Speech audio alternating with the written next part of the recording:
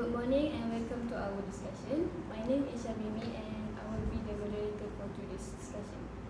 We gathered here today to discuss under the topic international trade and protection. Let me tell you about this topic. International trade means the buying and selling, importing and exporting activity of goods and services between countries. Before we begin, I would like to take a moment to thank all the participants for taking the time to join us. So I would like to remind everyone to change the mode of your gadget into silence. Please respect speakers and their opinions and be mindful of time limits, which is 3 minutes of each speaker when making comments or asking questions. Without further ado, let's begin the discussion. I would like to start by introducing the speakers and their position on the topic. On the right side, we have local representative, Mr. Faris as a buyer and Ms. Fazi as a seller.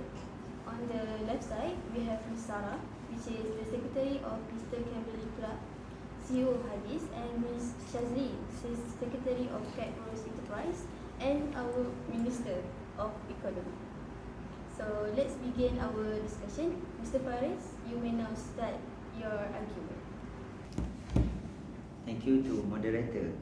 I feel honored to be able to be a representative on behalf of buyer in our country. So in general, I want to express my feeling that all of the people in our country about increase in the price of goods and lack of staple goods in any supermarket. This sudden increase in the price of goods causes us as buyers do not have enough money to support life. The first main reason is minimum salary.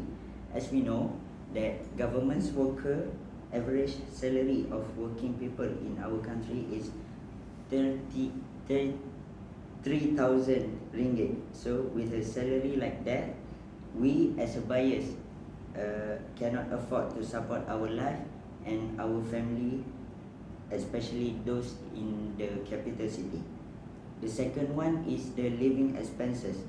The cost of living is now increasing in our country from various aspects such as house rent, car monthly, and many more.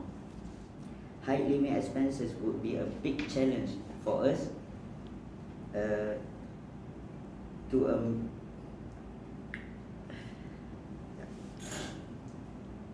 The cost of living is now increasing in our country from a various aspects such as house rent, car monthly, and many more.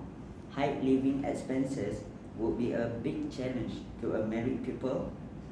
They have to save and plan to have their children or not, because the price of children's needs is very high and expensive for this day and economy right now. So thank you. Thank you, Mr. Faris, to your opinion. So, Ms. Fazi, as a seller, what's your opinion to Faris' opinions? Assalamualaikum. I am Fazi, a seller at Sugesayong. Here, I would like to share some of the complaint and dissatisfaction of the buyer at my store. In a few years, I have been selling at my store. This is the first time that has been the unsatisfied buyer that I cannot control. Let me tell you, there's one day I was surrounded by the buyers at my stall. They complained that the price placed on the item is very high and their salary are not enough to buy their other necessary. So I really want to help them, but I have no right to do anything and just to listen about their complaint. As I remember last time this happened was over 10 years ago in 2008. What happened at that time was the high price of the rice. At that time, even Philippines hit by a serious rice supply crisis when the supply of rice declined, so that the price of the rice increased by 60% at that time. This is what my father have been through. So I don't want this happen to me. So therefore I am here to defend the right of my customer. So I would like to request that the minister to think and possibly negotiate with the other, so that they can change the price of the goods, so every group of people can buy their necessary. So that's all. Thank you. Mr. Faris, you seem to be sad, so do you have something to say? Actually, moderator, I have something to say in this conference, especially to our minister and our consumer right here. I experienced this as a father and as a head of my family, that I have 4 sons that need to that need to support them in their life, but they are still in their middle school and kindergarten. So the cost of the children is really high right now, that they need to pay their I need to pay their school fee and also their pocket money for their daily life. For me, it doesn't make sense. The price of the diapers is really high right now to buy, and we know that the kids really use a lot of diapers since they have to pee and everything else. So for me, it's really struggle to find money that my wife work as a housewife and I'm alone in finding money. Thank you, Mr. Faris, for voicing out your such a great story. So we must hear from Ms. Sarah, the Secretary of Kimberly Clark, CEO of Haggis. Do you have your feelings about Mr. Faris' story? I'm truly sorry for Mr. Faris' situation. I do understand his feeling because professionally I'm the secretary of a huge brand, but at home I'm a single mother of 2 kids. I know the feelings of having to grow your child. So I heard heartbreaking complaints such as what Mr. Faris did, and I do feel sad because of that. It's very hard to find suitable brand for baby, for kids. So when my brand is insufficient, they have to find new brand, which is very, very difficult. So yeah, it's hard to read all the complaints. We understand the urge of citizens in demanding more supply of our brand, but when pandemic hit, we cannot control people from panic buying as a stop for the lockdown is announced. So even in my country, you can name every store. We have Walmart, we have Target. The diaper section are emptied super quickly once the announcement of lockdown is made. And we have a fixed amount of supply for your country's import. As you know, the export and import in Malaysia and United States has such restriction in which we call as tariff and quota. In this case, we call this as quotas. So what is quotas, Mr. Faris?